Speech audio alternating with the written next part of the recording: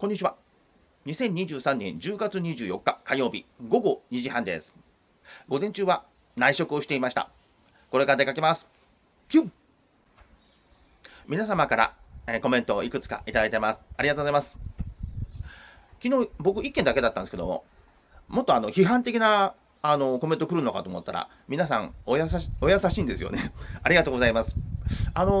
一番最後の方にいただいたコメントで、自転車はもう干され組っていうか、もう、ウーバーからはいらないから、そういうシステムから除外されつつあるんじゃないかっていうご指摘ありましたけども、そうかもしれないですね。もっともっと北九州にも自転車隊いたんですけどもね、ほとんど見なくなりました。やめちゃったか、席だけ残して稼働してないか、どっちかですね。一方で、最近は来なくなりましたが、ウーバーで軽貨物でやりませんかなんて案内が来たりしてね、もともとウーバーとしては、短い距離で、ショートピック、ショートドロップの繰り返しでやりたいなんて、昔は話してたんですけども、現実的にはコンビニの配達とか、スーパーの配達とか始まってから、大きくなりましたもんね。自転車で運べないものもできてきたから、理想と現実とちょっと乖離してますね。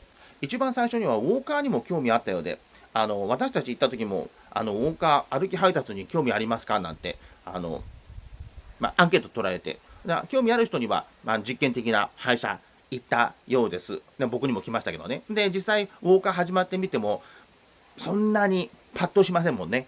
理論的には、都心部でウォーカーで配達するのが一番、効率がいいみたいですけども、なかなか全部理論的にはいきません。で、足跡理論についてね、肯定派の方と否定派の方と、半々ぐらいかな、コメントをいただいてます。それで、僕もでも、驚いたのは、最近ゼロ件がないんですよね。東京の方だとゼロ件なんて絶対ないじゃないですか。僕も東京エリアでやってた時はゼロ件は4年間でゼロでした。一度もなかった。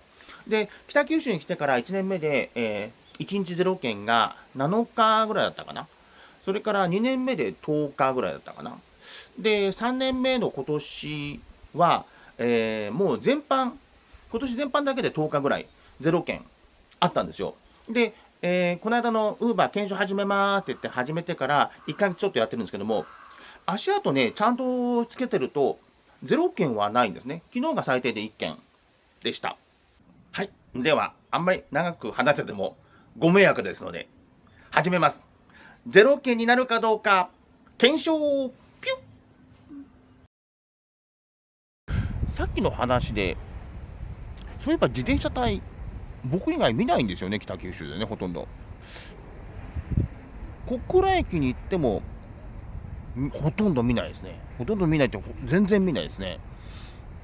たまに見るけどぐらい。平日は僕、自転車隊、ワンオペ糸渦待機に変更しました。日が暮れてきました。全然ならない。時計ばっかし見てしまいます。一応夜9時までやるつもりでいるんですけど、10分おきぐらいね、まだかなまだかなって見ちゃうんですよね。今何時？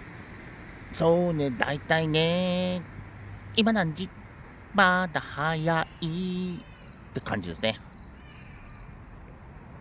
砂混じりの茅ヶ崎、人も波も消えて、夏になれば湘南、恋人に会えるの、お互いに身を寄せて、一枚ような瞳絡ませて、ピッピッピッピッピッピッピッピッ、江ノ島が見えてきた、俺の家も近い、シャイなハートのルージュの色がただ浮かぶ。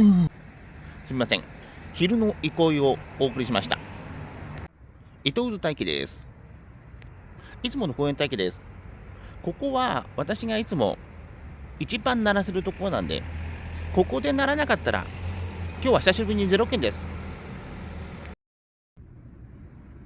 9時でオフラインしました。今日久しぶりに0件でした。